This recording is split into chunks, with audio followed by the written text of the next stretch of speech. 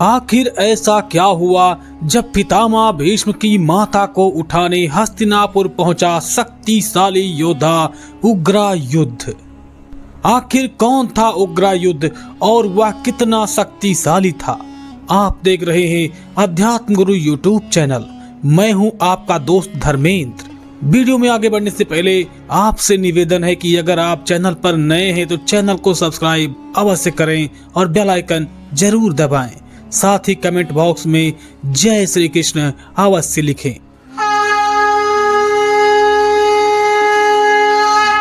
महाभारत काल में पितामह भीष्म को नकारा नहीं जा सकता। पितामह भीष्म ने हस्तिनापुर की रक्षा करने के लिए आजीवन ब्रह्मचारी रहने का भीषण प्रतिज्ञा लिया था और खुद को हस्तिनापुर के राज सिंहासन का रक्षक घोषित कर दिया था।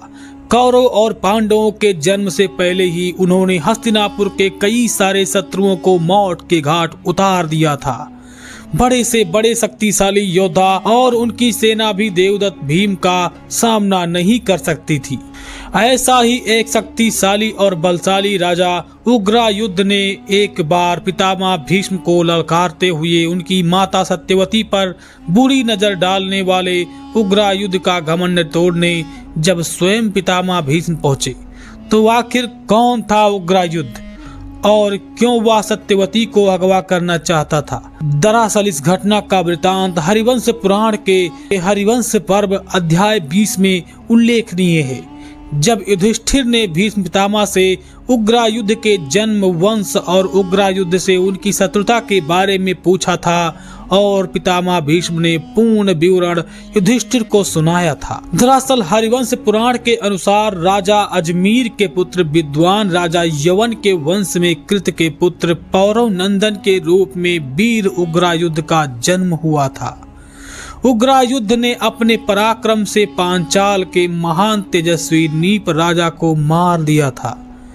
बड़े होने पर बलवान होने के साथ साथ उग्रायुध दुष्ट स्वभाव वाला था। उनका महान चक्र नीपों का संहार करने वाला था और लगातार युद्ध में विजय मिलने के बाद उग्रायुध का अभिमान लगातार बढ़ता हुआ चला गया। द्वापर युग में जिस समय राजा शांतनु की मृत्यु हुई थी उस समय भीष्म पितामह उनके दाह संस्कार के कार्यों को पूर्ण करने के लिए बिछाना लेकर बैठे हुए थे। उसी समय राजा उग्रायुध का एक दूत उग्रायुध का संदेश लेकर पितामह भीष्म के पास आया था। उस संदेश में लिखा था कि अगर पितामह भीष्म स्त्रियों में रत्न रूपी उनकी माता सत्यवती को उग्रायुध की भार्या बनाने के लिए उन्हें सौंप देंगे तो उनके बदले में एक विशाल राज्य उन्हें अपार धन के साथ उग्रायुध दे देगा और खुद इस धरती पर रत्नों का भागी हो जाएंगे। संदेश में उग्रायुध के ऐसी नीचता भरे शब्द को सुनकर पितामह भीष्म का गुस्सा सातवें आसमान पर छा गया था।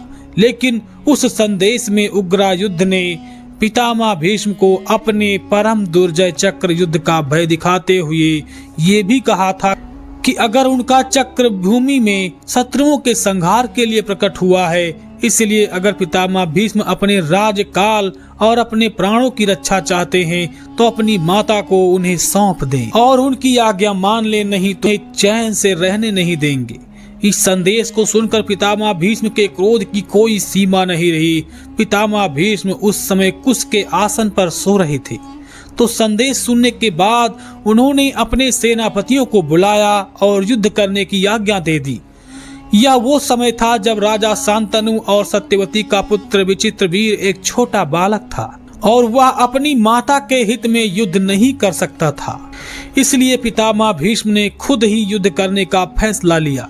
लेकिन उनके मंत्रियों ने उन्हें समझाया कि इस समय अपने पिता के दाह संस्कार कर्म करने की वजह से वो अशुद्ध हैं, तो जब तक वह शुद्ध नहीं होते उन्हें साम दाम दंड भेद की नीतियों से प्रयोग करके युद्ध लड़ना चाहिए और शुद्ध होने के पश्चात वह युद्ध भूमि में उग्रायुध के सामने युद्ध लड़ सकते हैं।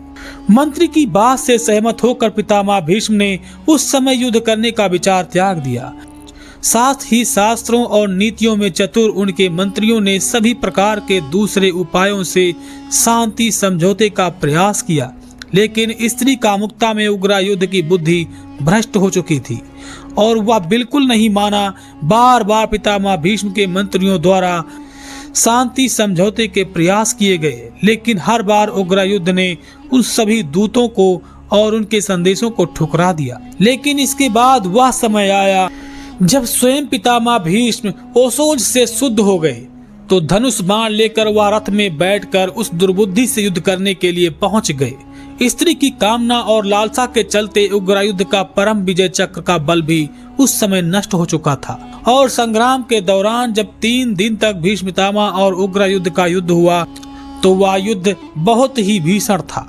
दोनों ही पराक्रमी योद्धाओं ने एक दूसरे को 3 दिन तक लगातार टक्कर दी, जहां अनेक दिव्यास्त्र का प्रयोग भी किया गया, रण कौशल को दिखाया गया, लेकिन आखिरकार भीष्म पितामह ने उग्रयुद्ध को परास्त करके उसके प्राण हर लिए और उसे उसके कुकर्म की सजा मिल गई।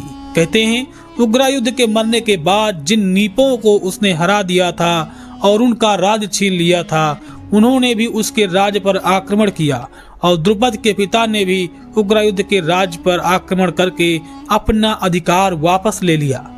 इसके बाद अर्जुन का युद्ध द्रुपद के साथ हुआ और अर्जुन ने राजा द्रुपद को हराकर उनका राज्य भी जीत लिया और बाद में कपाल नगरी और अक्षत्र नगरी को द्रोणाचार्य के चरणों में समर्पित कर दिया। इसका वृतांत महाभारत में भी हमें देखने को मिलता है, जहां पर स्वयं पितामह भीष्म से गुरु द्रोणाचार्य ने गुरु दक्षिणा के रूप में पांडवों और कौरवों से उनके सबसे घनिष्ठ मित्र द्रुपद को हराकर उनके सिंहासन और उसके राज्य को जीतने की ख्वाहिश पेश की थी। इसे कौरव पूरा नहीं कर पाए, लेकिन सिर्फ अर्जुन उसे पूरा कर पाया और जिसके बाद अर्जुन ने उनके चरणों में वह नगरी समर्पित कर दी जिसे गुरु द्रोणाचार्य ने वापस राजा द्रुपद को लौटा दिया। लेकिन पितामह भीष्म ने उग्रयुद्ध के साथ साथ राजा द्रुपद पर भी अपनी जीत हासिल कर ली थी और हस्तिनापुर के एक सबसे बड़े शत्रु को मार डाला था। आशा करते हैं कि उग्रयुद्ध के बारे में ये संपूर्ण जानकारी आपको बेहद पसंद आई होगी। अगर आप इस घटना के बारे में वृतांत को पढ़ना चाहते हैं तो हरिवंश पुराण के हरिवंश पर्व अध्याय 20 में बारीकी से इसके बारे में उल्लेख किया गया है, जहां युधिष्ठिर को स्वयं पितामह भीष्म उनके साथ हुए युद्ध के संपूर्ण विवरण वाले भाग को बता रहे हैं, तो आप वहां पर जाकर पढ़ सकते हैं। अगर आपको हमारी ये खास जानकारी वीडियो पसंद आई है तो वीडियो को लाइक करें, हमारे चैनल को सब्सक्राइब करें और ज़्यादा से ज़्यादा अपने रिश्तेदारों के पास भी शेयर करें। मिलेंगे अगली बार एक नई वीडियो के साथ। तब तक के लिए आपसे लेते हैं इस वीडियो में इजाज़त। जय हिंद, जय सनातन।